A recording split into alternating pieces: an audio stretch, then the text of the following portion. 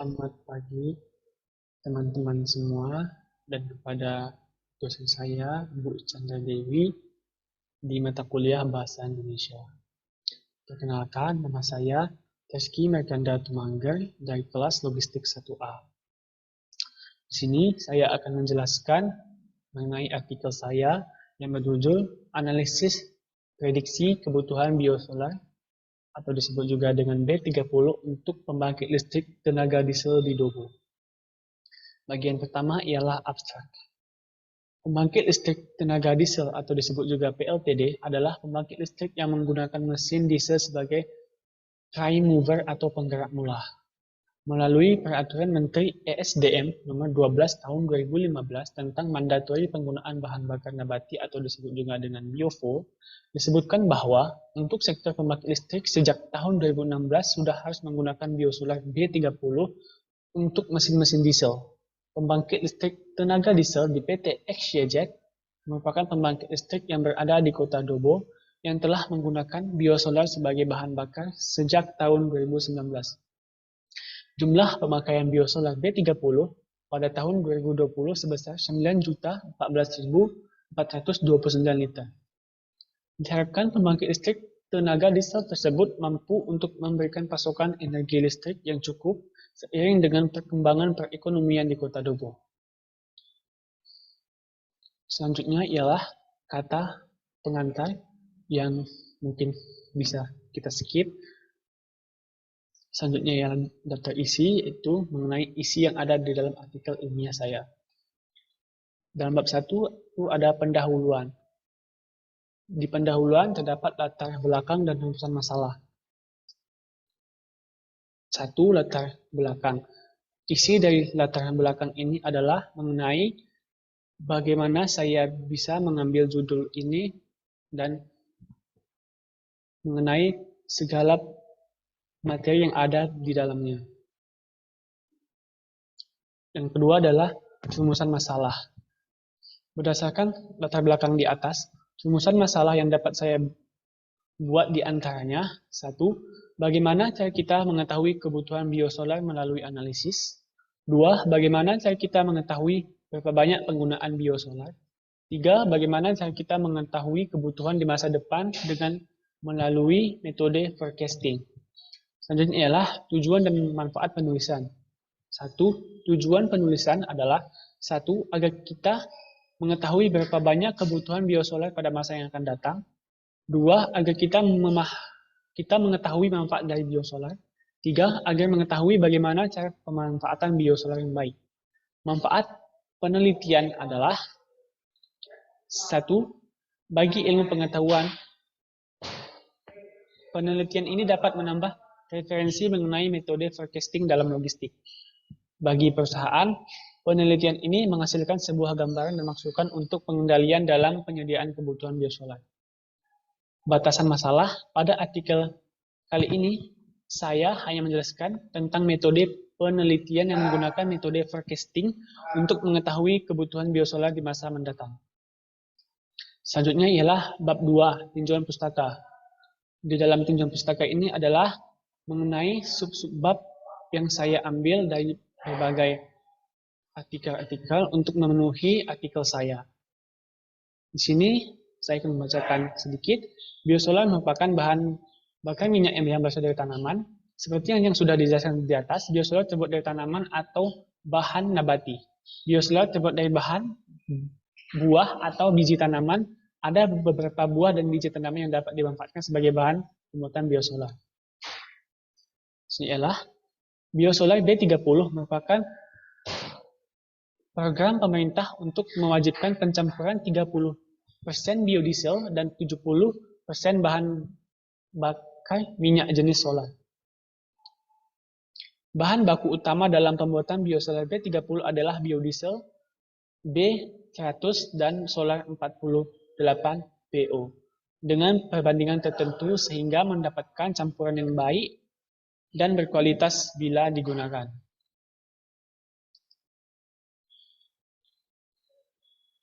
Selanjutnya ialah bab 3, metode penelitian.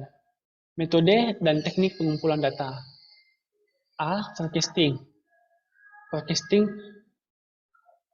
Prediksi adalah seni dan ilmu memprediksi peristiwa-peristiwa di masa depan dengan pengambilan data historis dalam memproyeksikannya ke masa depan dengan menggunakan beberapa bentuk model matematis. Metode prediksi secara garis besar dibagi menjadi dua kelompok, yaitu kelompok kuantitatif dan kelompok metode kualitatif. Metode kualitatif adalah model yang tidak menggunakan model matematika karena data yang tersedia biasanya tidak cukup untuk memprediksi masa depan atau peramalan jangka panjang. Teknik peramalan kuantitatif melakukan aktivitas peramalan yang menggunakan angka sebagai dasar untuk memperkirakan kondisi masa depan. Metode kuantitatif sering juga disebut dengan metode deret waktu atau time series method. Sini adalah ini adalah jalurnya, yaitu pengumpulan data, mengolah data, menentukan metode prediksi dengan pemilihan prediksi dan pengambilan kesimpulan. Selanjutnya, trend linear. Metode ini adalah teknik menyesuaikan garis tren dengan serangkaian data masa lalu dan kemudian memproyeksikan garis ke masa depan untuk memprediksi jangka menengah atau jangka panjang.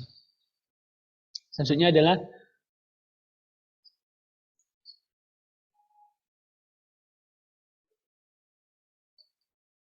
trend eksposional. Digunakan untuk mengukur deret waktu yang meningkat atau menurun dengan cepat. Persamaan eksponensial dinyatakan sebagai pangkat dalam bentuk variabel waktu atau disebut dengan X. Persamaan tren eksponensial yaitu Y sama dengan A Bx. 4. Nilai untuk A dan B dapat dihitung menggunakan formula sebagai berikut.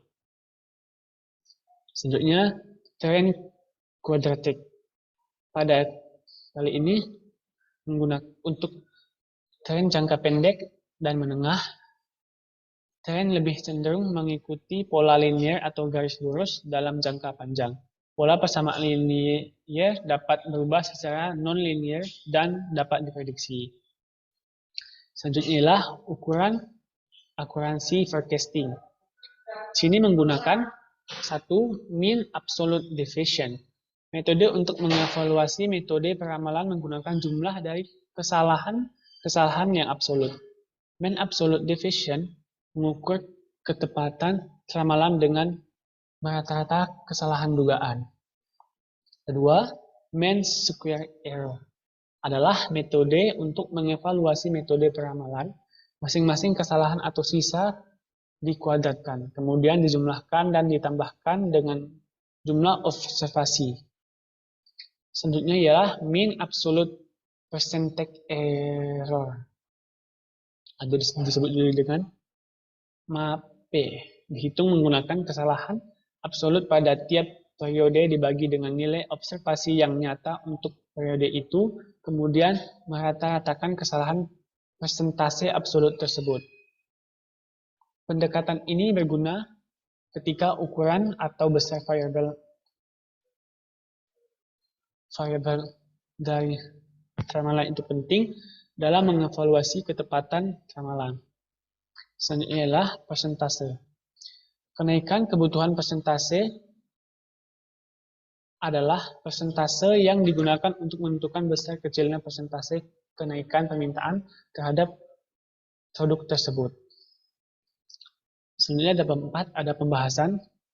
Di pembahasan pertama itu data penggunaan biosolar. Lihat pada tabel di bawah. Sebelum pengolahan data dilaksanakan, sebaiknya melakukan plot data terlebih dahulu, karena dari plot data kita dapat mengetahui pola aliran data yang akan kita ramal sehingga memudahkan kita dalam melakukan forecasting. Perhitungan trend linear. seperti yang ada di bawah. Kemudian selanjutnya adalah pemilihan metode forecasting terbaik. Berdasarkan hasil perhitungan dari masing-masing metode ramalan,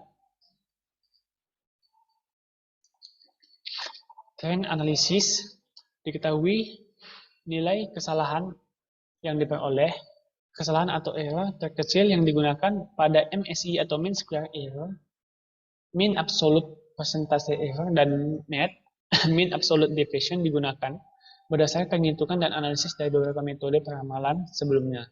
Diperoleh ringkasan data nilai kesalahan rata-rata dari masing-masing metode peramalan yang digunakan untuk mengetahui efektivitas metode digunakan. Pemilihan metode peramalan digunakan dengan membandingkan nilai error, di mana metode peramalan dengan nilai error terkecil dipilih sebagai metode peramalan terbaik yang paling sesuai untuk meramalkan demand dari biosolar B30 pada pembangkit listrik tenaga diesel di PT XYZ.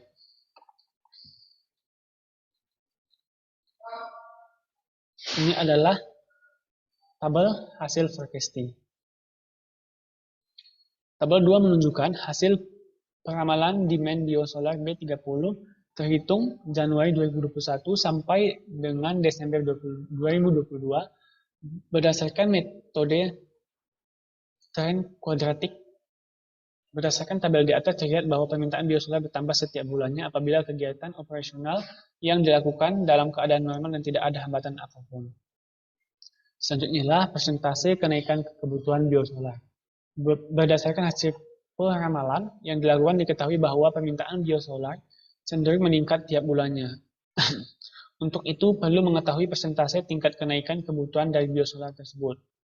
Untuk mengetahui persentase besarnya kenaikan kebutuhan biosolar di PLTDP XYZ dapat diperoleh dengan menggunakan formula berikut ini.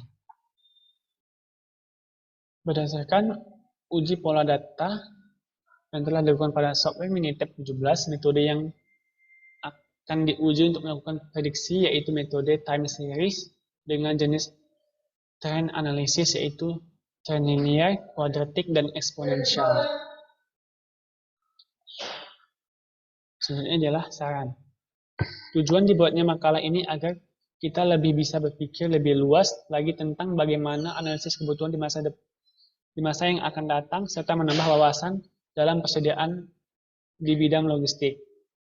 Selanjutnya ialah daftar pustaka. Baiklah, mungkin ini yang dapat saya jelaskan mengenai artikel saya.